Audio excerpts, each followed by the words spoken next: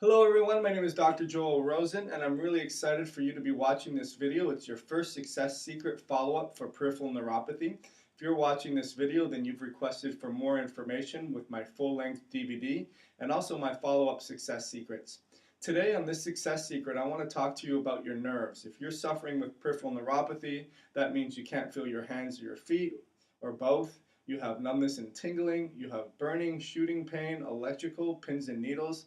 And what's basically happening in a nutshell is your nerves are simply dying off. They're not getting the fuel that they need. So imagine your nerves are like a plant. If the plant doesn't get the nutrients that it needs, it starts to wilter and it starts to die off. And that's exactly what's going on with your peripheral nerves. So what I wanted to talk to you is the fuel that they need in order for them to regenerate and rebuild themselves.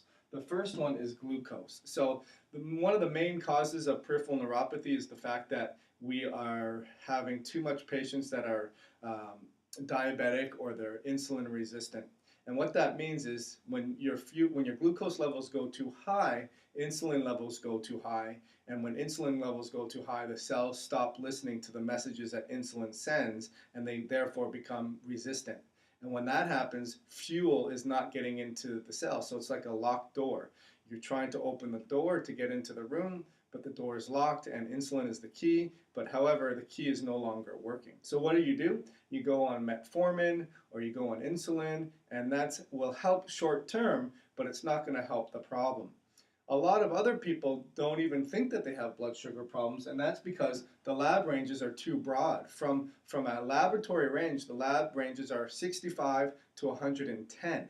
And so if you're not 111, you're told you're normal. However, the healthy range is 85 to 99. So one of the things we first do with patients that come in is we look at your blood tests from the functional ranges, which are very short and narrowly skewed, whereas the lab ranges are very broad, and a lot of patients will say, you know what, my lab tests are normal, however, I don't feel very good. I have this neuropathy problem, and I don't understand why. Well, the reason is because you aren't necessarily in the healthy range. Just because you're not sicker than the average sick person that took the lab the year before, averaged out, you were within those ranges, but you certainly aren't in the healthy ranges. So that's one of the first things that we do.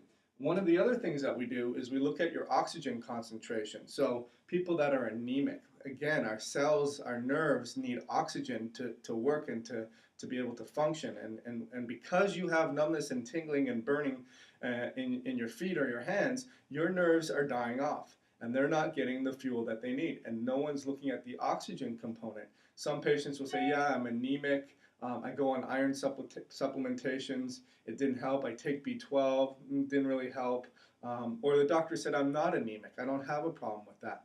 You got to realize that with these readings too, that there's a healthy range, which would be in here, and there's a laboratory range. And a lot of patients are not in that healthy range. So the first thing I would urge you to do is look at your blood work and see where you are in those ranges. Are you close to the line, or you're not? Are you right in the middle? Or you can come in and I'll put your blood ranges on a functional scale and say, hey, Mr. Jones, did you realize that your red blood cells and your hemoglobin levels, they're really, really diminished, but they're not diminished enough to have the doctor raise a red flag and say, hey, we need to do something about it? It's kind of like having a child. I have a child, I have twins, and it's kind of like them. If they get a C plus on a test, I'm going to say, you know what, don't worry about it, nothing's wrong. Let's just wait till you're failing the grade, and then we'll give you some extra help. That's what laboratory ranges are. Functional ranges are, hey, you're getting a C plus, you know what, you know this material very well, your grades are slipping, and we want to help you out by giving you some extra help. So that's what functional ranges are.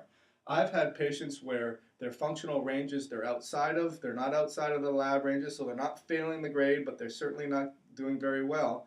And it shows that they're anemic tendencies. So they don't have the definition of anemia, they're trending towards anemia. And that could be because of a B12 absorption problem, that could be because of a methylation problem, That could be because there's a pernicious anemia. You're not able to break down the proteins and absorb the B12. It could be also an iron deficiency. It could be a liver problem. There could be a heavy metal toxicity. There's a lot of different things that are going on, and your body's really good at compensating, so it keeps your blood ranges in the lab ranges, so you're getting normals on your test. However, you're getting peripheral neuropathy. So hopefully this lesson has been put a light bulb on in your head and say, yeah, maybe I need to get evaluated to see if I'm in those functional ranges too, or I don't have anemia, but I may be trending towards that. So what I want you to do is, if you can give me a call, we can go over my 2-day functional peripheral neuropathy workup, where we go over these blood ranges and put them on a functional scale to see if your nerves are dying off because of the fuel delivery problem. Give me a call at my office, 561-883-0090, and I look forward to helping you in your recovery for your peripheral neuropathy problem. Thank you so much.